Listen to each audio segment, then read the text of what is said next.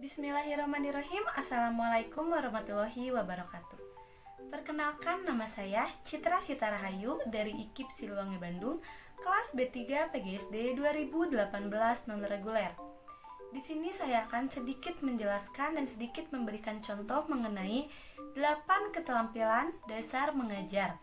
Nah, untuk 8 keterampilan dasar mengajar itu, yang pertama ada keterampilan bertanya, yang kedua ada keterampilan memberikan penguatan dan evaluasi, yang ketiga ada keterampilan mengadakan variasi, yang keempat ada keterampilan menjelaskan, yang kelima ada keterampilan membuka dan menutup pelajaran, yang keenam ada keterampilan membimbing diskusi kelompok kecil, yang ketujuh ada keterampilan mengelola kelas, dan yang kedelapan ada keterampilan mengajar kelompok kecil dan perorangan. Di sini saya akan memberikan contoh mengajar untuk kelas 4 SD, pembelajaran matematika, materi pecahan.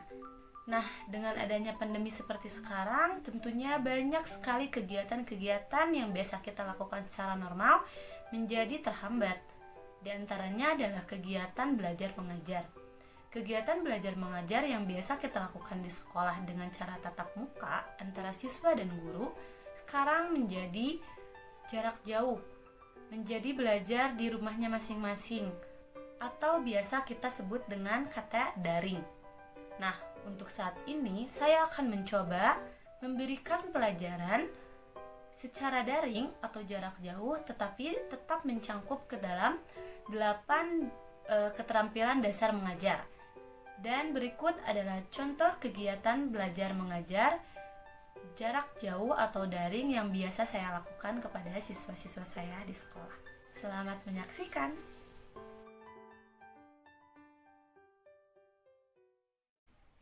Bismillahirrahmanirrahim. Assalamualaikum warahmatullahi wabarakatuh. Hai semua anak hebat, apa kabarnya hari ini? Alhamdulillah, luar biasa, Allahu Akbar. Nah, seperti biasa, Ibu akan ingatkan kembali bahwa sebelum belajar alangkah baiknya kita harus berdoa terlebih dahulu. Untuk itu kita berdoa di dalam hatinya masing-masing ya. Berdoa dimulai. Berdoa selesai. Kalau sudah, Ibu akan ingatkan kembali untuk siswa-siswa yang belum mengisi absennya di grup WhatsApp, segera isi absen sesuai dengan listnya ya. Nah, kan barusan berdoa udah, terus mengisi absen sudah. Sekarang Ibu akan ingatkan kembali, lihat baju seragam yang kalian kenakan di rumah. Apakah sudah rapi? Apakah sudah bersih? Duduknya sudah tegak? Sudah siap belajar belum? Nah, minggu lalu kan kita sudah belajar matematika mengenai materi pecahan ya. Sekarang Ibu mau bertanya, ada yang ingat gak pecahan itu apa? Oke, pecahan adalah nilai yang mempunyai pembilang dan penyebut. Pembilang itu yang di mana? Pembilang itu yang ada di atas per. Dan penyebut itu adalah nilai yang ada di bawah per. Nah, untuk saat ini, materi yang akan kita bahas adalah perbandingan. Ada yang tahu gak perbandingan itu ada berapa? Ya, perbandingan ada 3. Di antaranya ada lebih besar, yang kedua ada lebih kecil, dan sama dengan. Sebelum ke materi intinya, Ibu akan menjelaskan mengenai 3 lambang perbandingan tersebut. Mana yang lebih kecil, mana yang lebih besar, mana yang sama dengan, lambangnya seperti apa. Nah, untuk itu simak video selanjutnya ya. Oke, kita ulas kembali mengenai materi pecahan. Pecahan itu apa? Pecahan adalah nilai yang mempunyai pembilang dan penyebut. Pembilang adalah angka yang berada di atas per atau garis. Dan penyebut adalah nilai yang berada di bawah per atau di bawah garis. Nah, untuk membedakannya kayak gimana biar kita nggak keliru, biar kita gak salah nyebut. Pembilang itu yang di atas, penyebut itu yang di bawah. Kita ingat-ingat saja, pembilang yang di atas. Ingat, di atas kira-kira ada apa ya? yang akhirannya ada huruf angnya atau langnya. Kita ingat ke burung elang, oke? Burung elang itu ada di atas. Nah, berarti angka yang berada di atas garis atau per disebut pembilang. Untuk penyebut, kira-kira kita ingat-ingat apa ya yang berada di bawah yang ada huruf ut-nya? Oke, kita ambil contoh rumput. Rumput itu ada di bawah. Nah, yang ada di bawah rumput itu adalah penyebut. Jadi, angka yang berada di bawah per itu atau di bawah garis kita sebut penyebut, oke? Nah, sekarang kita lanjut ke perbedaan dalam pecahan ya. Perbedaan dalam pecahan tadi ada 3, yaitu lebih besar, lebih kecil, dan sama besar. Cara membedakannya kayak gimana? Yang pertama ada lebih besar. Lebih besar itu adalah sudut yang membuka ke sebelah kiri. Oke. Dan lebih kecil adalah sudut yang membuka ke sebelah kanan. Sekarang kita bahas dulu lambang lebih besar ya. Lambang lebih besar adalah barusan sudut yang membuka ke sebelah kiri. Coba kita kasih garis dari atas ke bawah untuk sudut yang membuka ke sebelah kiri. Kalau sudah ditarik, kira-kira ini menyerupai huruf apa? Ini menyerupai huruf B. B itu apa? B untuk besar. Jadi sudut yang membuka ke sebelah kiri adalah lambang lebih besar seperti itu. Nah, sekarang kita lanjut ke lambang lebih kecil. Lambang lebih kecil adalah sudut yang membuka ke sebelah kiri. Oke, sama caranya. Kita kasih garis dari atas ke bawah.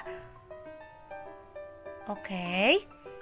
Ini menyerupai huruf K. K untuk kecil. Seperti itu.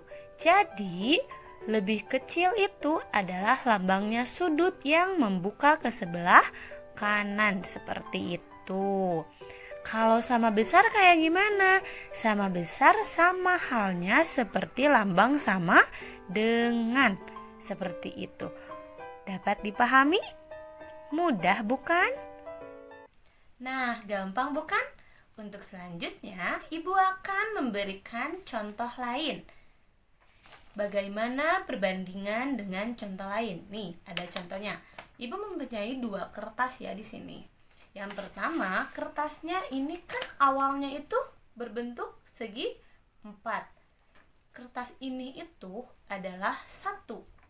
Nah, jika kita potong menjadi 2 bagian,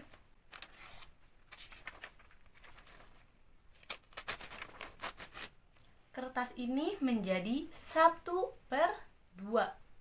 Kertas yang 1 ini kita potong menjadi 4 bagian seperti ini.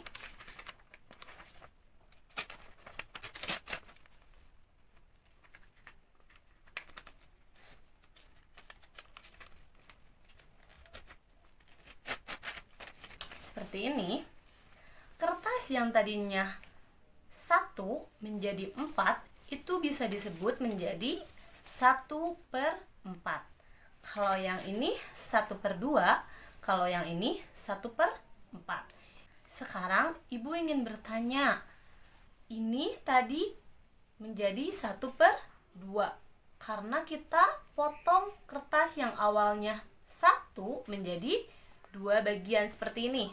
Dan ini adalah 1/4 karena kita potong kertas yang tadinya 1 menjadi 4 bagian seperti ini. Pertanyaan dari Ibu, 1/2 titik-titik 1/4. Kira-kira jawabannya apa? Apakah lebih besar?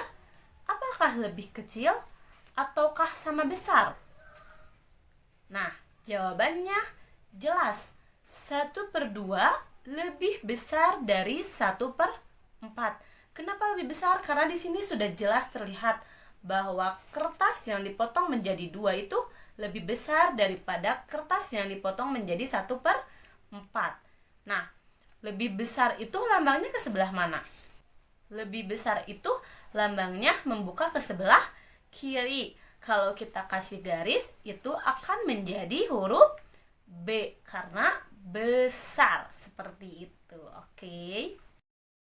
Sudah paham dan gampang bukan?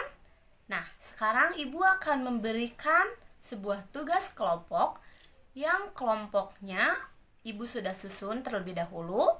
Ibu susun sesuai dengan domisili rumah yang paling dekat. Seperti Tiara dan Anggia itu kan rumahnya sampingan. Nah, kalau sampingan kita kan bisa belajar bareng. Nah, Ibu sudah menyusun semua siswa-siswa sesuai dengan rumahnya masing-masing. Nah, nanti Ibu akan membuat kelompok, satu kelompoknya 4 orang. Nah, kelompoknya diantaranya, kelompok pertama ada Adrian, Anggia, Tiara, dan Willy. Kelompok kedua ada Erna, Iman, Raisya, dan Sakila. Kelompok ketiga ada Ihsan, Romadio, Putra, dan Rafa. Kelompok keempat ada Naysila, Puri, Putra, dan Hilmi. Nah, jika sudah, tugasnya apa? Sebelum mengerjakan tugas, salah satu kelompok dari kalian, Ibu tunggu hari ini di sekolah sampai pukul 12 siang ya, untuk mengambil tugasnya. Jika tugasnya sudah dipegang oleh kelompok masing-masing, Ibu akan memberikan pengawasan melalui video call di WhatsApp. Nah, bagaimana cara mengerjakannya? Jadi nanti anak-anak jika ada yang kurang dipahami dan kurang dimengerti, boleh bertanya langsung kepada Ibu di dalam video call tersebut. Jadi selama pembelajaran atau selama mengerjakan tugas kelompok itu Ibu akan awasi melalui video call seperti itu ya. Oke, dicukupkan sekian pembelajaran hari ini yang dapat Ibu sampaikan dan Ibu berikan untuk anak-anak semua. Semoga pembelajaran hari ini dapat dimengerti. Jika masih sulit untuk dipahami, boleh ditanyakan langsung melalui japri WhatsApp kepada Ibu. Dan untuk minggu depan kita akan membahas atau mengulas kembali pembelajaran yang hari ini kita bahas, dan tugas kelompok yang sudah kalian kumpulkan dan juga Ibu nilai. Sampai ketemu minggu depan. Assalamualaikum warahmatullahi wabarakatuh. Jangan lupa untuk selalu tetap menjaga protokol kesehatan ya. Menjaga kebersihan, imunitasnya tetap dijaga, makanannya. Terus jangan lupa untuk berjemur setiap hari di bawah sinar matahari ya. Oke, bye-bye. Nah, sekian contoh 8 keterampilan dasar mengajar yang mampu saya berikan. Mohon maaf jika banyak kesalahan atau kekurangan. Terima kasih untuk teman-teman yang setia menonton sampai akhir. Assalamualaikum warahmatullahi wabarakatuh.